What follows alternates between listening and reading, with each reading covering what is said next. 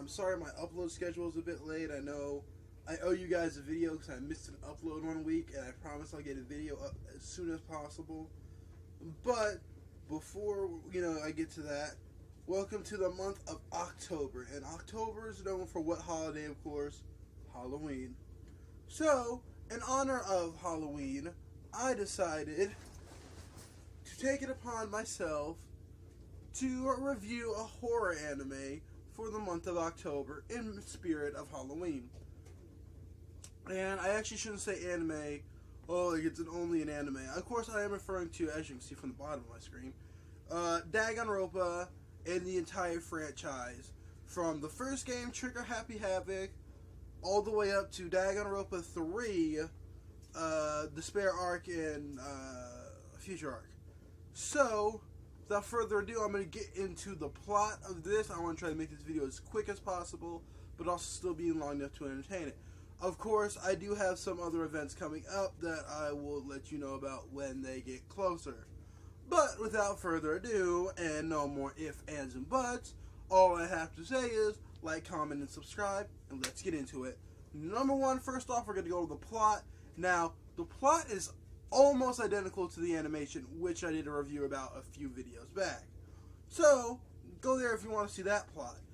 Or you can skip ahead if you've already seen that video and you just want to see this video. I would say skip ahead about 2 to 5 minutes maybe, because I'm going to try to explain it through that way. Alright, so it all takes place at this school called Havoc Academy. At this school, everybody there has been picked out for having a super high school level talent, or ultimate talent if you like the Japanese sub. Anyways, every super high school level talent may or may not be a talent, but they were all really, they were big, basically.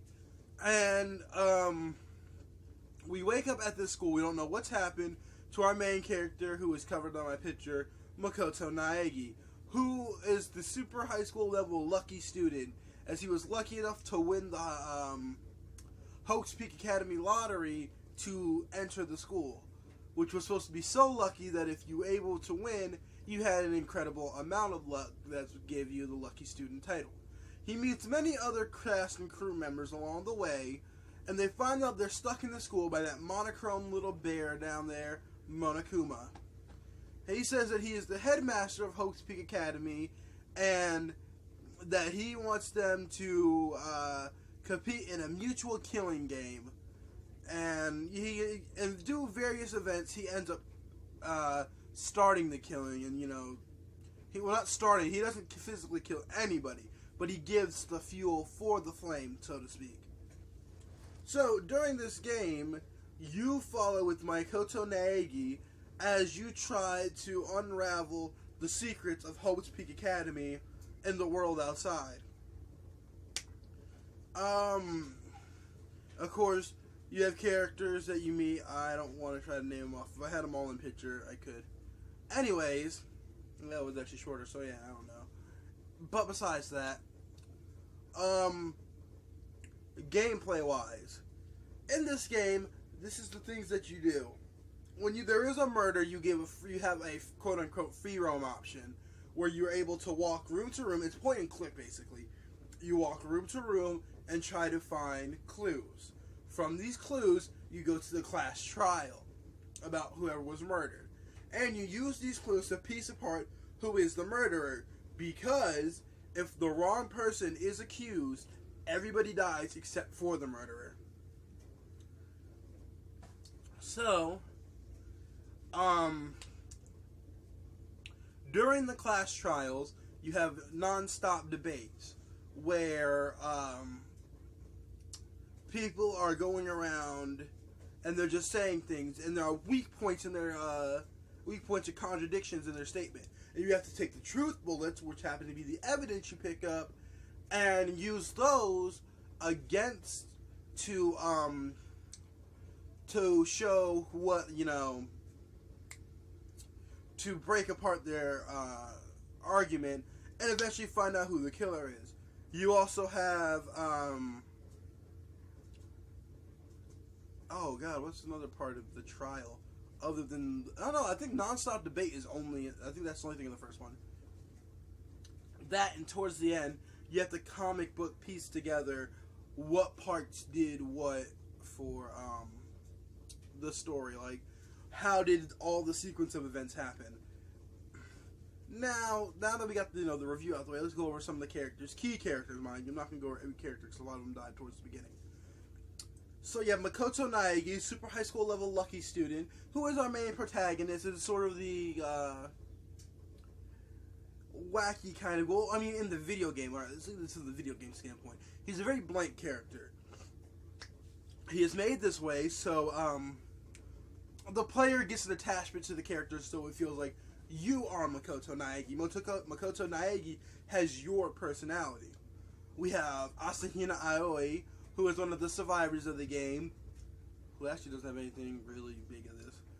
But I do want to mention that she is a survivor along with Hagakure, Fukawa, Byakuya Tomaki, and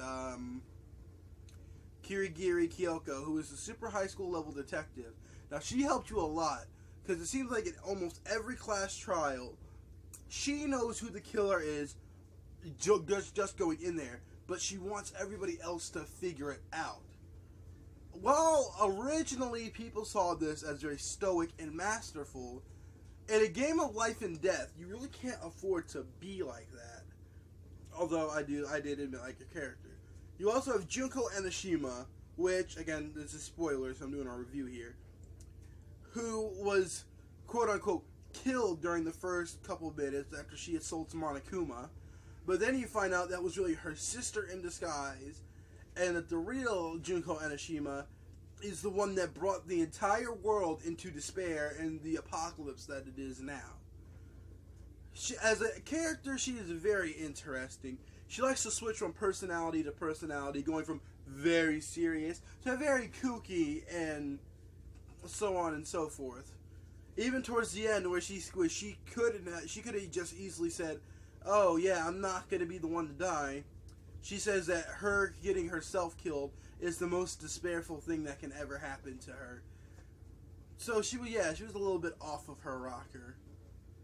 I mean, you also have Monokuma, which he seems to have his own personality, but in reality, he's just being controlled by Junko Enoshima from behind the sidelines. Although he does have very funny lines at certain points. Overall, I would say this game is pretty good. With the lack of actual game interaction, gameplay input, it is a very good game. It has an amazing story, enough to spawn a sequel, another video game sequel coming out, and an anime and the anime sequel.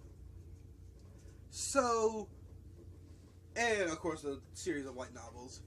Overall, though, because of the lack of gameplay, the lack of development with some characters, who you just don't ever see or barely know anything about unless you do the free time events after, I will have to give this game a B-.